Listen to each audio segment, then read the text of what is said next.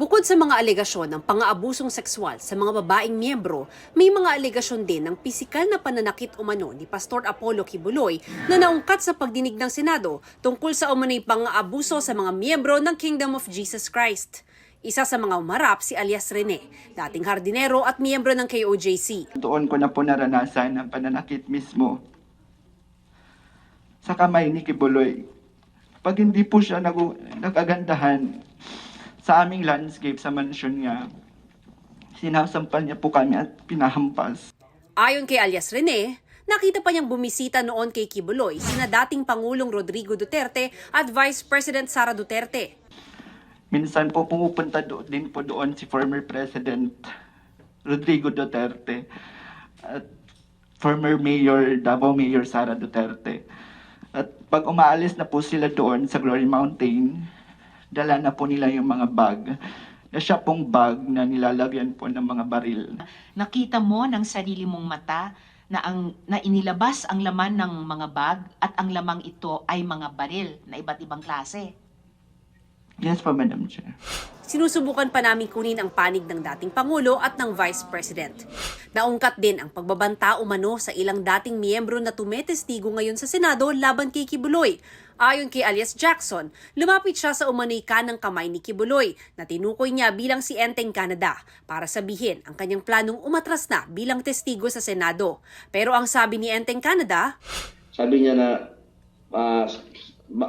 yung sabihin mo sa mga kasama mo ng mga testigo, namuhay kayo ng peaceful, mapayapa. Tapos sasali kayo dyan. Hindi natin alam, baka mayroong riding tandem na tatabi sa inyo.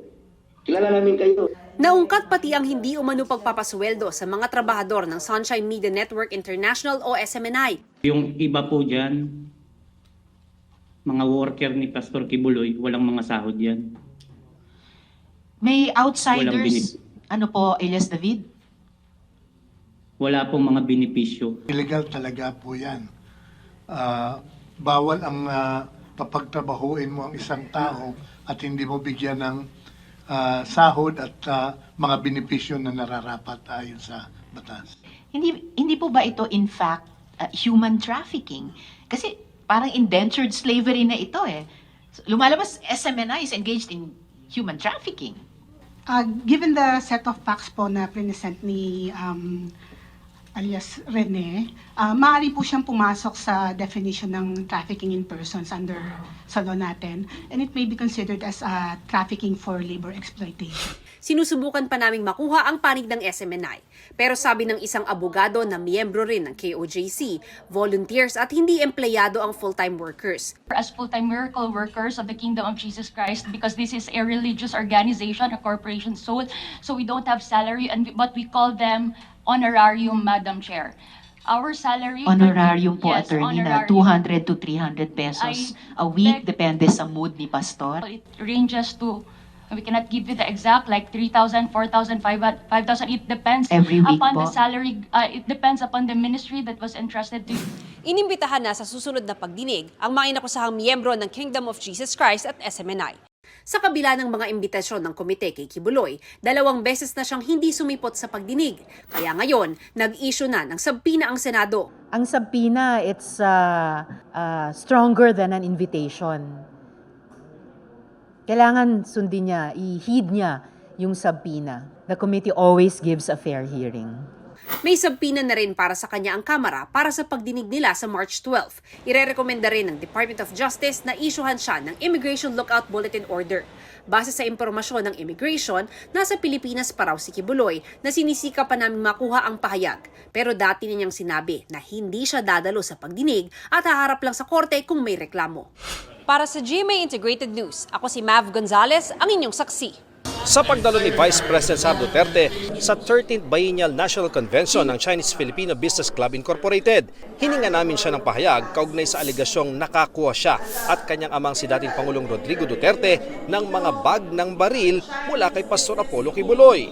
Meron na po kaming nahanda na statement at video para sa sagot namin sa statements ni Rene, and i-release namin mamayang hapon.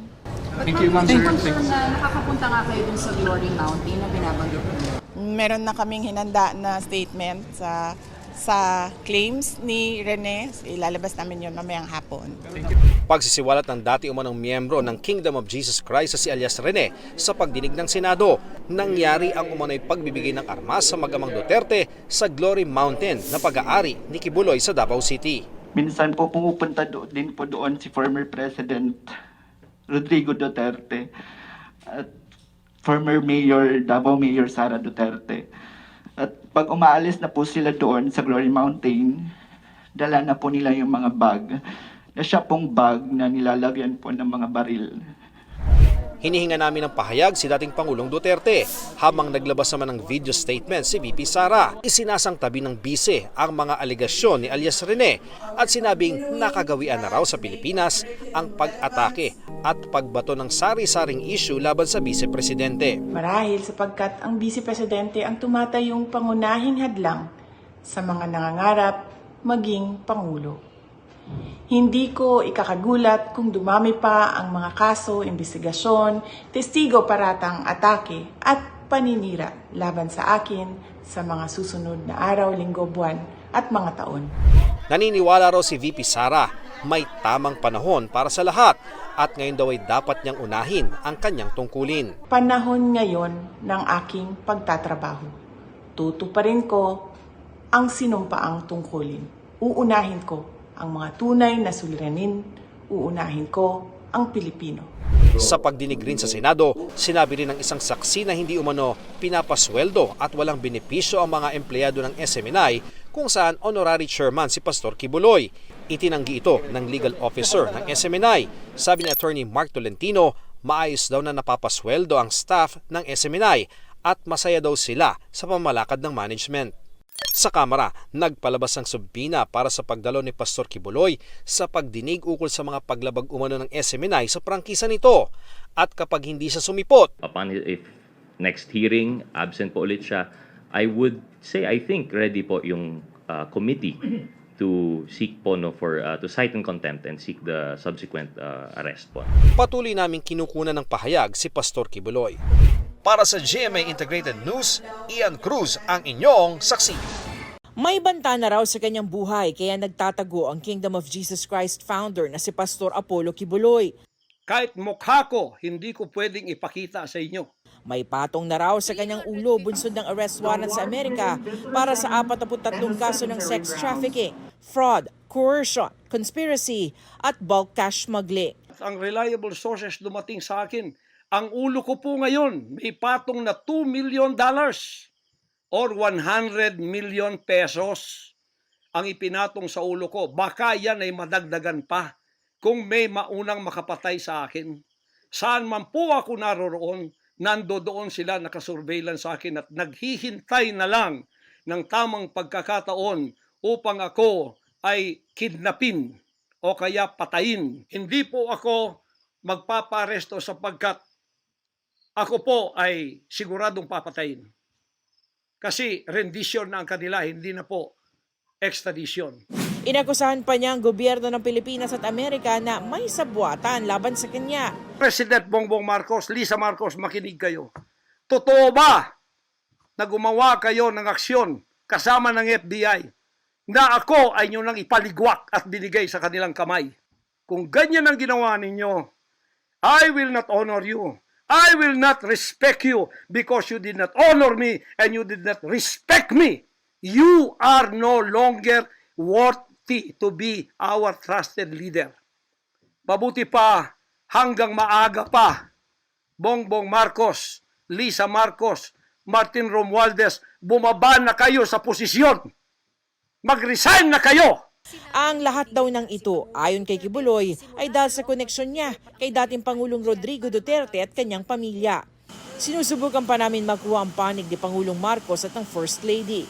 Si House Speaker Martin Romualdez naman, iginiit na walang basihan ang alegasyong nakipagsabwatan sila sa mga banyaga at paraan lang daw ito para malihis ang atensyon sa mga seryosong usaping legal. Payo niya kay Kibuloy, harapin ang mga ito sa tama at legal na paraan at respetuhin ang mga legal na proseso. Sa mensahe sa GMA Integrated News, sinabi ng FBI na may active warrant laban kay Kibuloy pero tinanggi nilang may alok na reward para sa kanyang pagkakahuli. Tiwala naman daw ang US Embassy na mapapaharap sa hustisya si Kibuloy para sa mga ginawa niyang krimen. Kaugnay naman ang mga alegasyon ng rape at sexual abuse sa mga dating miyembro ng KOJC, sinabi ni Kibuloy na gawa-gawa lang ang mga ito. Single ako, kaya pinag-aagawan ako. Pagkatapos na ako'y maghihindi, mapapahiya, ibabaliktad nila sa akin. Pinag-aagawan nila ako. Dahil nananawagan sa mga magulang, mayaman na tayo pag nangyari ito. Napahiya, ngayon binayaran, at ngayon binabaliktad ang lahat ng istorya. Sabi naman ni Senadora Risa Ontiveros na chairman ng Senate Committee on Women and Children na nag-iimbestiga kay Kibuloy, huwag pong pa-victim. Ang hinihingi lang sa inyo ay humarap sa mga legal na proseso, kasama ang proseso ng Senate investigation. Our next hearing is on March 5, and if Mr. Kibuloy does not show up, I will cite him in contempt and have him arrested. Base sa rules of the Senate, pwedeng makontempt ang isang resource person kapag tumanggi itong humarap sa pagdinig o di kaya hindi sumagot na maayos sa mga tanong ng komite. Para sa GMA Integrated News, ako si Sanima Refran, ang inyong saksi.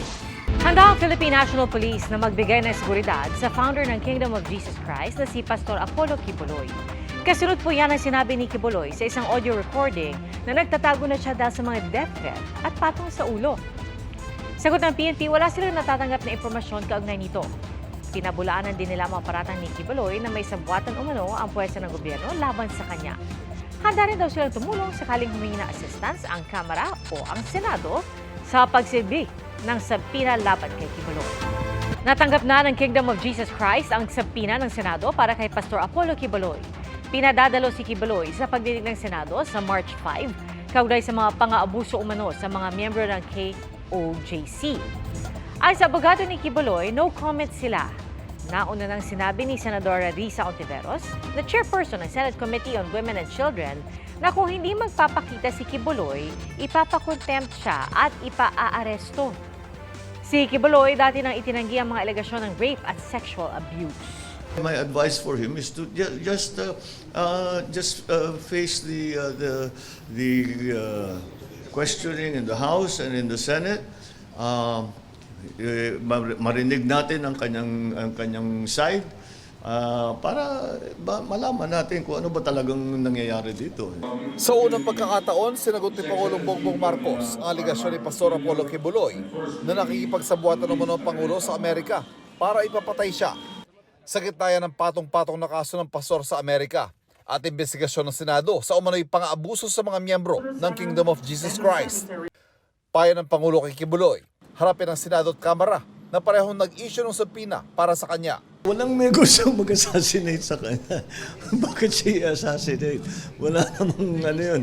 Huh? What, I mean, you know, why will anyone want to do that? Maybe he's just very, wala na. I just, hindi ko naintindihan yung sinasabi niya. Bakit siya i-assassinate? Sa nakaraang pagdinig sa Senado, isa sa naungkat ang pagpunta umano ng dating Pangulong Rodrigo Duterte at Vice President Sara Duterte kay Kibuloy. Sabi noon ng testigong si alias Rene, pagpaalis na mag-ama, may bitbit silang bag na naglalaman umano ng iba't ibang uri ng baril. Ang aligasyong ito, sinagot ang dating Pangulo kagabi. Kami magtanggap ng baril kay Pastor Kibuloy. Ako pa ba ang mag-deliver sa kanya ng kanyon bukas o machine gun? It's a very stupid proposition. It's silly. Bakit man si Pastor mamigay ng baril sa akin? Sana siya magkuha. Kung magsabi siya wala siyang baril, bigyan ko siya. Hindi raw alam ni Duterte kung nasan si Kibuloy na nauna nagsabing nagtatago siya para sa kanyang kaligtasan. Kaugnay naman sa mga subpoena laban kay Kibuloy, sabi ng dating Pangulo, it's not an order. You cannot order an ordinary citizen like me to compel me to report to you. For what? If I don't want. Pero ayon kay Senadora Risa Ontiveros, na chairperson ng komite ng Senado na nag-issue ng subpoena, nananatili ang kanyang babala na ipapakulong si Kibuloy sa Senado kung hindi haharap sa pagdinig sa March 5. Hindi rin daw pwede na abogado lang ang dumalo. The committee assures Quiboloy as it assures and has always assured any and all witnesses na humarap sa amin na they will have the chance to answer the questions. Wala pang kumpirmasyon kung dadalo o hindi si Quiboloy. Para sa GMA Integrated News, Ivan Mayrina ang inyong saksi. Sa bispiras ng pagpapatuloy ng pagdinig ng Senado sa mga alegasyon ng pang-aabuso sa Kingdom of Jesus Christ, nag-prayer rally sa Liwasang Bonifacio sa Maynila ang mga taga-suporta ni Pastor Apollo Quiboloy. Git nila itigil na ang pagdinig sa Senado at ang anilay panggigipit daw sa kanilang pinuno. Ayon sa DOJ, patong-patong na kaso ng sexual abuse of a minor, other acts of child abuse at qualified human trafficking ang isasampa laban kay Quiboloy at 5 iba pa. Kasunod yan sa pagbaligtad ni Justice Secretary Jesus Crispin Remulla sa naunang pagbasura ng City Prosecutor of Davao sa reklamong rape na inihain ng isang menor de edad laban kay Quiboloy noong 2011. Pinag-aralan namin ng gusto at ang lumalabas talaga rito ay meron talagang kailangang panagutan si Pastor Apollo Quiboloy at ang kanyang mga kasama. Ang affidavit mismo ng biktima ang tumatayo doon sa lahat naman naging tanong sa kanya. Naglabas na rin ang Department of Justice ng ILBO o Immigration Lookout Bulletin Order. Maghahain din ito ng PHDO o Precautionary Hold Departure Order kasabay ng pagsasampa ng mga kaso sa Davao para hindi na makalabas ng bansa si Quiboloy. Hihilingin rin ng DOJ sa Korte Suprema na ilipat dito sa Maynila ang pagdinig sa mga kaso at magtatalaga ng Special Panel of Prosecutors para sa pag-usig nito. May problema sa Davao. Mahirap pong magdemanda sa isang lugar na kung saan malakas ang kapangyarihan ng mga taong binabangga at mababangga at tatamaan. Wala raw halong politika ang pagsasampa ng kaso. Itinuturing ko siyang isang kaibigan. Ngunit ito po yung trabaho na ginagampanan ko po. Isang napakalaking tagumpay ito para sa bawat babaeng inalipusta at sinamantala ni Apollo Quiboloy. This is a welcome first step towards heeding the victim survivors' cry for justice, peace, and healing.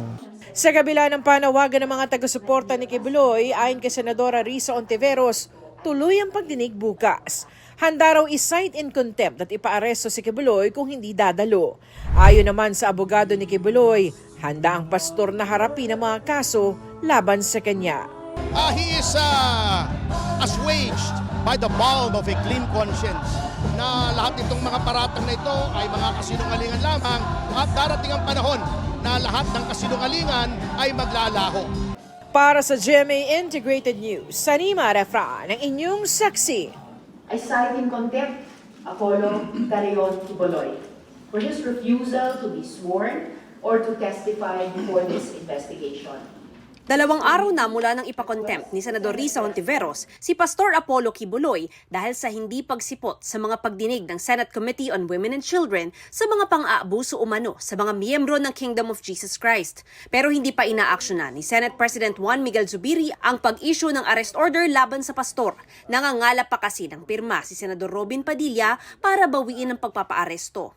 Total, andyan ang judiciary, sila talaga ang pwedeng magsagawa ng investigasyon. Kung ano ang ilabas ng judiciary, yun ang kunin namin sa legislative at doon kami, in aid of legislation, gumawa ng batas. Nag-usap kami kahapon, sabi niya, you will try to raise the signatures, meron daw siyang 7 days, so let's respect that. Sa 8 pirmang kailangan ni Padilla para sa reversal, 4 na ang nakalap niya. Sina Senador Robin Padilla, Amy Marcos, Cynthia Villar at Bongo. Parang hindi naman siya sa yung mukhang gagawa ng gano'n. Kilala ko siya personally and nakakahiya naman na ako pahuhuli ko siya. Diyos ko, you don't do that to a friend. Gusto natin bigyan siya ng pagkakataon. 5 na sana ang nakalap na pirma ni Padilla, pero umatras si Senador JV Ejercito. Sabi ni Ejercito, binawi niya ang pirma matapos daw reviewin maigi ang pahayag ng mga witness sa pagdinig. Ayon kay Padilla na unang tumutol sa contempt order, tinatawagan niya ang iba pang miyembro ng komite para pumirma sa reversal para rito. Sa ngayon, may 5 pang senador na pwedeng pumirma. Yan ay sina Senador Nancy Binay, Pia Cayetano, Mark Villar, Loren Legarda at Joel Villanueva. Tumanggi namang pumirma simulat sa poll sina Senador Grace Poe at Raffy Tulfo. Tingin naman ni Padilla, hindi napipirma si Senate Minority Leader Coco Pimentel lalo't naroon ito nang maghain ng mosyon na contempt si Hontiveros. Si Hontiveros naman hindi muna magbibigay ng bagong pahayag. Samantala, inutos ng isang judge sa California sa Amerika ang pag-unseal ng warrant of arrest laban kay Kibuloy at sa mga kapwa niya akusado. Dahil dito, pwede nang isyuhan ng red notice ng Interpol si Kibuloy na wanted sa Amerika para sa mga kasong sex trafficking, fraud, cash smuggling at iba pa. Ayon sa US-based lawyer na si Attorney Lara Gregory, maaaring ito na ang unang hakbang sa extradition kay Kibuloy ng US Department of Justice. Kinukuha pa rin namin ang panig ni Kibuloy. Ang kanyang mga taga-suporta nasa Liwasang Bonifacio para sa isang prayer rally. Para sa GMA Integrated News, Mav Gonzalez ang inyong saksi.